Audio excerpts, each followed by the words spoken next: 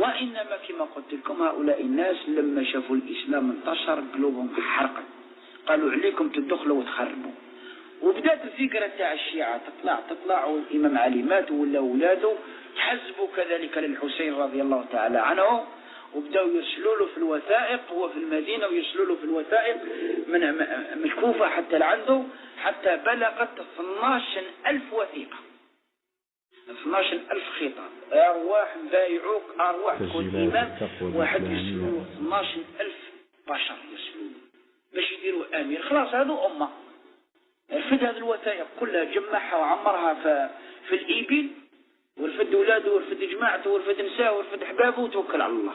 مسكوا ابن عباس رضي الله تعالى عنه، لاصق فيه عنق فيه ويبكي، قالوا راح تموت، يخذلوك كدلوا باباك ويخذلوك هؤلاء الناس خونة ما هم الشيعة تعصى كذابين.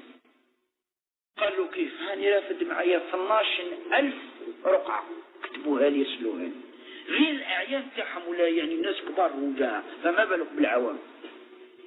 لما كفر عليه وغلقوا في الراي عنقوا ابن عباس بحرارة وقال له أستودعك الله من شهيد. قالوا نودعك راح تموت شهيد. وفعلا يا إخواني الكرام تبعوني مليح، لما راح وصل إلى مشارف العراق ونظر فإذا الأرض حمراء، اسأل القافة الناس اللي معه يفهموا، قال لهم ما هذه الأرض؟ قالوا له هذه أرض كربلاء. قال لهم رضي الله تعالى عنه، قال لهم كرب وبلاء، مصيبة فوق المصيبة مش كربلاء. فإذا به يرى الغبار قد انتشر، قال هذه شيعتي قد أتت. شاف الغبار طلع والجشبان، هم الشيعة التوعي جاوا يعاونوني. فإذا به دار به العدو في شيعتي. تعالوا يا الشيعة تعاونوا الحسين رضي الله تعالى عنه. باش نقول لكم يا إخواني الكرام، ثقوا تماما أن الشيعة هم الذين قتلوا ذرية الرسول صلى الله عليه وسلم. تبعوني منه، لأن واحد يعرضك لداره، يوجد لك العرضة، تجي انت لداره والدار تعرفها، يخرج على برا يقابلك وكذا حتى تدخل، ولا الناس راهم يضربوا فيك اليوم، يقول خليني منه وش ندير، انا عرضت لداري ما جاش وش ندير.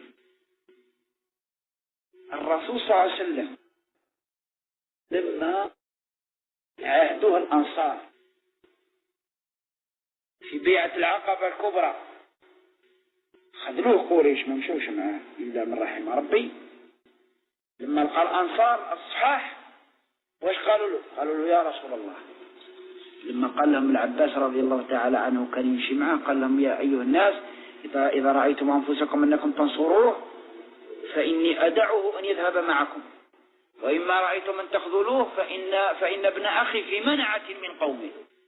هذا ولد خويا لا تستطيعوا تنصروه وتستطيعوا تنصروه ثم يوم يدنا لي حتى واحد ندوه أو معكم. عمو كان يمشي معه، وإلا شفتوا رواحكم ما تنجمولوش خلوا الناس يأذوه، راه وليد خويا راه هنا في المناعة تاعي حتى واحد ما يدنا لي. واش قالوا له؟ للرسول صلى الله عليه وسلم الناس اللي وفاوا الذين سموا أنصارا وبقوا أنصارا، ما همش الشيعة الكذابين اللي قالوا له تعالى وخذلوه. قالوا له اعلم يا محمد يا رسول الله إنا لن نمنعك مما نمنع منه نساءنا وبيعنا. قال له يسمع، قال له والله كيما نمنعوا أولادنا ونسانا ما يظلمش عليهم واحد نمنعوك، ما خلوش واحد يدنا لك. قال ابن عباس ما لدوه روحه، لما ادوه راحوا. التاريخ يشهد والهجرة راكم تقراوها، يقول لك المدينة منذ أن علموا أن ركب الهجرة آت، الركب المبارك راه جاي، كل صبح يصبحوا يطلعوا كل واحد عنده مشرفة يطلع فوقها، اللي عنده دار يطلع فوق الدار، اللي عنده كدية يطلع فوق كدية، اللي عنده نخلة يطلع فوق النخلة يعز حتى تغرب الشمس ثم يدخلون إلى بيوتهم. فلما تشرق الشمس يخرجوا يطلعوا يقابلوا محمد أو جاي فرحة تغمرهم الأنصار بحق، حتى جاء ودخلوا صدموا يتجراوا كل قبيلة تقول له يا رسول الله إلينا، نحن أهل السلاح والحلقة كابر عن كابر، احنا أصحاب السلاح وأصحاب الحرب كابر على كابر، وارثينها جد على جد عندنا. قبائل كل قبيلة تعرض تقول له حط الرحال تاعك، وهو يقول لهم دعوها فإنها مأمورة، دعوها فإنها مأمورة، خلوا الناقة راهي مأمورة، وين حبست هي هذه؟ الشيعة صحيح لو كانوا يبغوا آل البيت ويبغوا الحسين رضي الله تعالى عنه ويبغوا 25 شهيد اللي ماتت من آل البيت في موقعة كربلاء ولم ينجو منهم إلا زين العابدين رضي الله تعالى عنه، منه تناسل الأشراف. لو كانوا يبغوا سلالة الرسول صلى الله عليه وسلم صحيح، ماشي كانوا يعرضوا لهم ثم يعرضوا لهم ولا ما يعرضوا لهمش؟ الواحد اللي يبغي واحد وبعدين هذا الواحد ما هو سهل، هذه ذرية الرسول صلى الله عليه وسلم راهي جاية، النبوة جزء من النبوة راهي جاية، يلزم نتعرضوا لها هناك باش بعد ما يدنا لها. هما عارفين باللي كاين عدو، عارفين الشيعة باللي هذا الناس عندهم عدو غادي لابد يخرجوا ليهم، خذلوهم ما خرجوش ليهم ولا بحثوا عليهم. لما خسر لقى الخيل أحاطت به، نظر فإذا هي خيل يزيد بن عبيد الله اللي هو العدو تاعه. وين الشيعة تاعه؟ قال له ما عندك حتى شيعة، قالوا الناس كلهم راهم دايرين يديهم في البيعة تاع يزيد وخلاص ما عندك والو. قال لهم ما لا خليني نرجع. قال له عندي 3 خيارات، أي واحدة أعطيتها لي نخدم بها.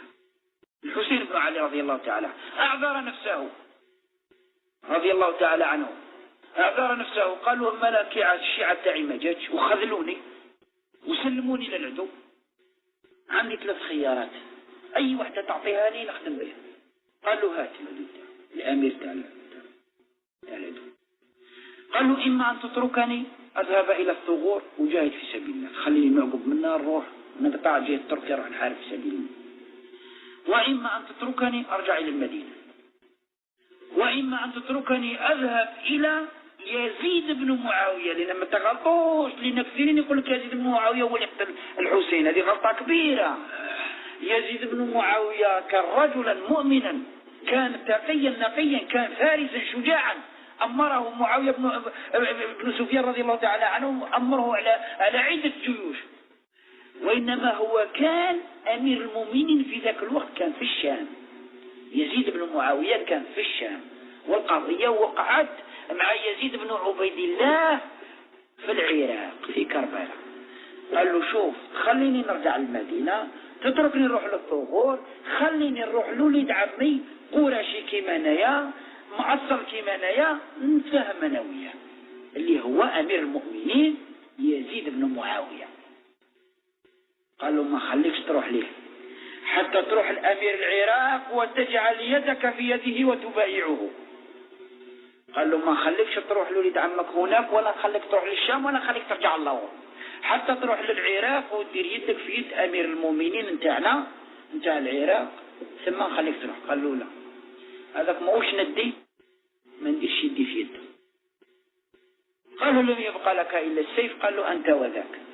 قال له ما بقاش اما لغى الحرب، جرد سيفه رضي الله تعالى عنه وجاهد جهادا مستميتا حتى مات، وماتوا معاه 25 من خيرة شباب آل البيت ذرية الرسول صلى الله عليه وسلم، ولم ينجو منهم إلا زين العابدين رضي الله تعالى عنه. احتضنته عمته، كان مريض، كان في عمره 20 سنة وكان مريض معصب راسه، جاءوا يقتلوه، احتضنته زينب رضي الله تعالى عنها، قتلوا لا قتلتوه قتلوني. إذا احنا نشوفوا هذا اللي راهم يقولوا الشيعة، وإحنا نبغوا آل البيت ونبغوا علي ونبغوا الحسين ونبغوا فاطمة. لو كان يبغوا سلالة الرسول صلى الله عليه وسلم ما كانوش جاوا اعترضوها. انت اللي تبغيه تعرض له ولا تخلي حتى يقول لك فلان يوجا ونضرب، انت وين كنت؟ ياخذ لك الارواح. الرسول صلى الله عليه وسلم لما قالوا الارواح خرجوا يعرضوا له كل صباح، يطلعوا فوق ديارهم يعسوا، حتى لما شافوه جا راحوا حتى القبه يجاروا، وكل قبيله تقول له عندي يا رسول الله، راني عندي السلاح وعندي المنع نصرك حتى عند مدنا لك. اذا الشيعة يا اخواني هم الذين قتلوا آل البيت لانهم خذلوهم وتركوهم. شوف كيف